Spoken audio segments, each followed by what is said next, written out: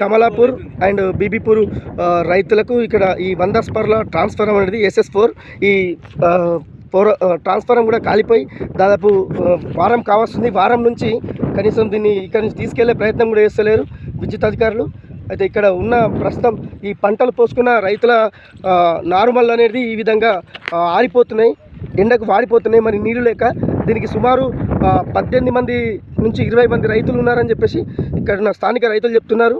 మరి కరెంటు కష్టాలను రైతులకు ఎప్పుడు సమస్య తీరుస్తారని ఇక్కడ రైతులు వేచిస్తున్నారు. సార్ ఇది ఇప్పుడు వారం రోజులు అవుతుంది. వారం రోజుల నుంచి ఎందుకంటే ట్రాన్స్ఫార్మర్ పట్టించుకున్న ఏవీకి చెప్పినాము, మా లైన్మెన్కి చెప్పినాము, మా 4 రోజులకు చెప్పినాము, అసిస్టెంట్లకు వస్తుంది బండి వస్తుంది కొండపోతారు అంటే చెప్పేసి ఎందుకంటే గద్దె మీద నుంచి దించి కింద పెట్టి ఇప్పుడు 4 రోజులు అవుతుంది. అంతకు ముందు నుంచి ఎందుకంటే ఇప్పుడు వారం రోజుల నుంచి నడుస్తలేదు. ఇప్పుడు మొత్తం ఎండిపోయింది, వర్షాలు లేవు, ఏం లేవు.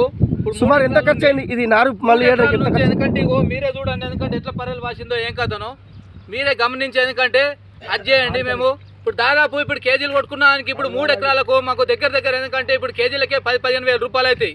మళ్ళీ కొట్టాలంటే మళ్ళీ 15 వేల రూపాయలు కావాలా. ఇట్లా ప్రభుత్వం ఎందుకంటే ఇట్లా వేస్తే మేము ఎట్లా ఉండాలా ఏం కథ మీరే ఎందుకంటే నిర్ణయించాలా. ఇది బరాబర్ ఎందుకంటే కాదు, గత ప్రభుత్వంలో ఎట్లుండే ఇప్పుడు ఎట్లా నడుస్తుందన్న ఎందుకంటే మీరే గమనించాలా. ఇప్పుడు ట్రాన్స్ఫార్మర్ ఎన్ని రోజులు అవుతుంది సార్? ట్రాన్స్ఫార్మర్ వారం రోజుల నుంచి నడుస్తలేదు. గద్దె మిన్ను దించి ఇవాళకి 4 రోజులు అవుతుంది. 4 రోజుల నుంచి ఎందుకంటే బండి వల్ల వస్తుంది కొండపోతారు, బండి వల్ల వస్తుంది కొండపోతారు అంటే చెప్పబట్టి ఇవాళ సండే ఏమన్నా అంటే ఎందుకంటే సండే నడియాలని వచ్చింది. సండే రోజు ఎందుకంటే ప్రభుత్వం పనిచేయదంటే చెప్తారు.